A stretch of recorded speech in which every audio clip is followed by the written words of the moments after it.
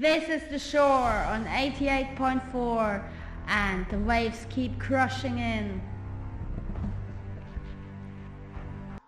Today with Noir. How are you?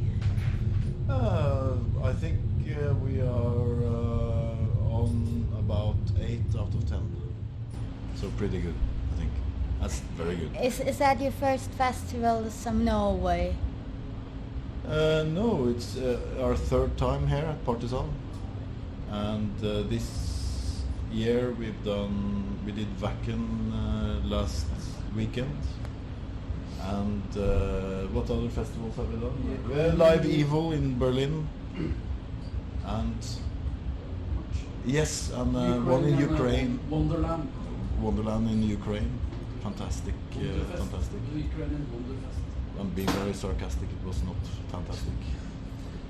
And why? Because of the promoter? yes, because of the promoter.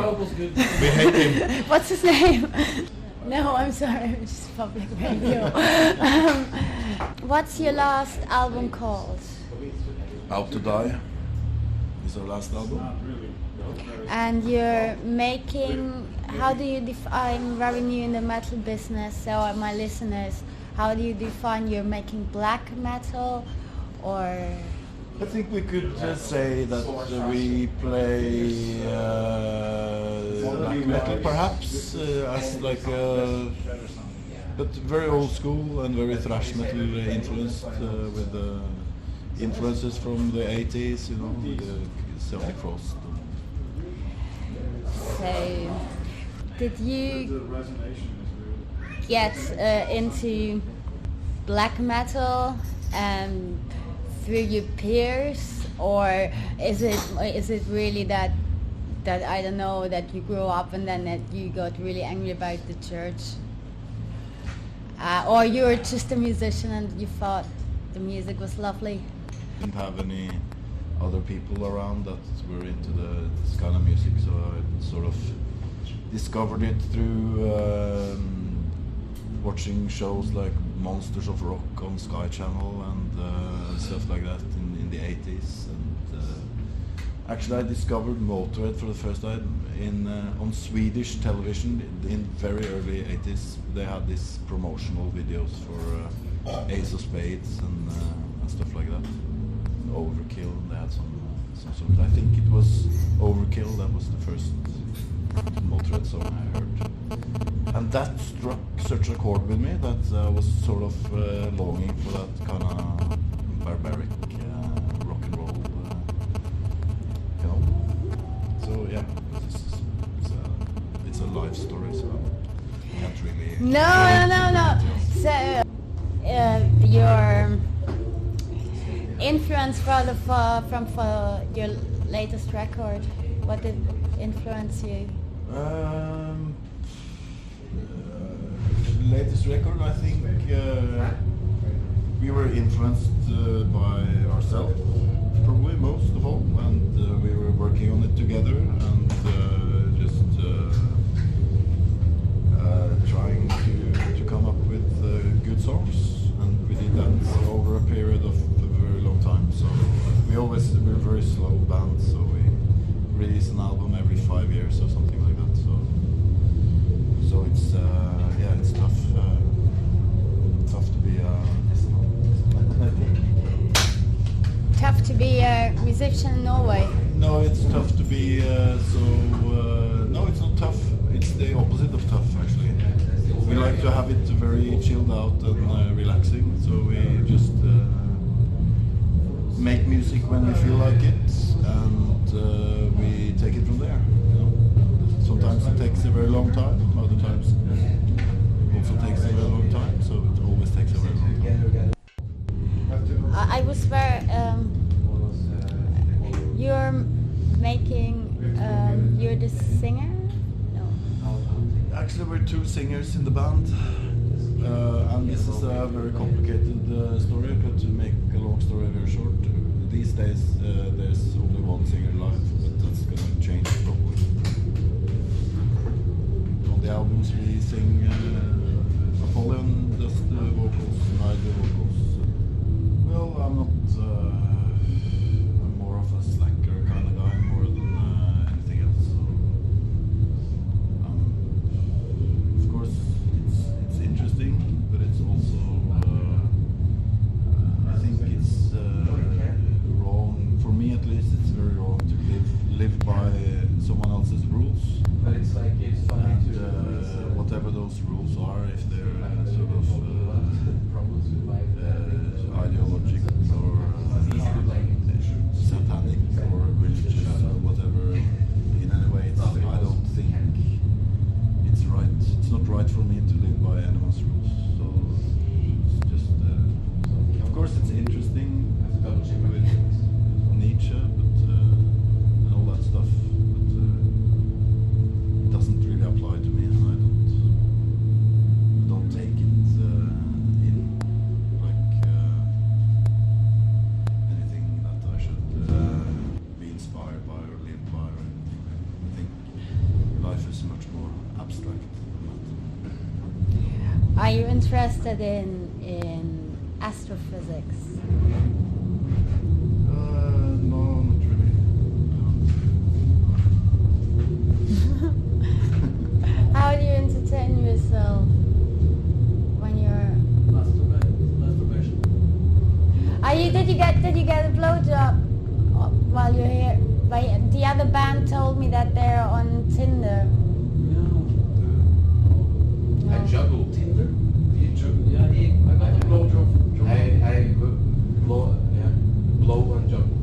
Blow juggle. No, Are you into German thrash metal? Yes. Yes. But Very much. 86, everything, or early Creator, early Sodom, early, Destruction, stuff like that. It's very important for us. Yeah, But only the first 3 albums, nothing after that. I did talk to him and he said he's very honored. Do you care about all the subgenres of metal now?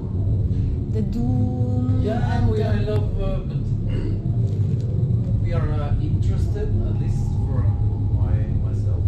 I'm interested in new stuff, and I think there's lots of new stuff coming out now that's really good. But most is always quite bad.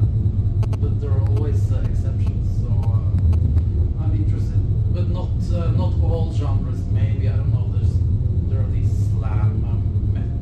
I don't know. There's silly Metalcore. metalcore. There's like some certain genres that are just not for us. Like anything Pantera started. You know, anything that or is influenced by Pantera is not for us. But because that is something completely different. It's not metal. It's more I don't know. It's masculine. No, it's too much testosterone. I think. Yes, too much testosterone. Tattoos on the neck and stuff. It's something. Tribal tattoos on the face. Tribal tattoos. Don't understand. about respect and stuff. Yeah. Seriously, that makes me really sad if I hear that song or anything about it. I just get depressed and I have to leave the hall. That's it. Yes. Yeah. But we are interested in organic, old, interesting sounding music. Not perfect, but charming.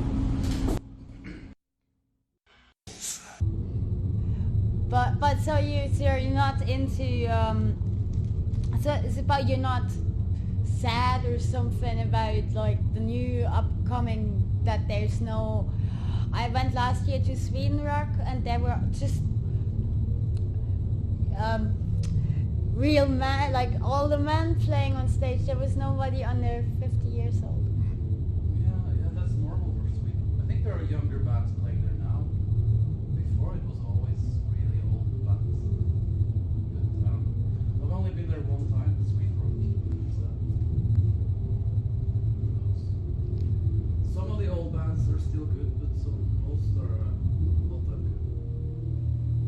So, but there is a new growing scene that you like. Yeah. I think it's really unhealthy to just listen to metal naturally. Are you influenced by commercial or pop productions as well? The production or the Is it that? Yeah. we are very open-minded, but that's our strength. Maybe as we I don't know, but yeah, we listen to anything as long as it's good. Or maybe not anything. I mean, not children's trance, Euro trance stuff, but even techno, even soul, old soul music. We have songs that are like inspired by Jimi Hendrix and stuff like that. Anything for me, anything. But in every genre, there's always something good, but not so much. But there's always something if you search enough. Old garage punk, contemporary music, even.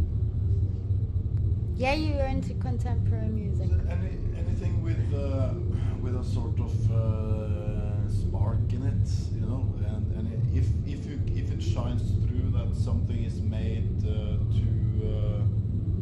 make people happy, for example, that's a big turn off for me. If I can hear that this music is sort of commercial or made to specifically tailored to fill people's needs or anything like that. If that's transparent, it's very boring very quickly. But if it's just a spark and a will in the bottom of the music, that's makes it more interesting.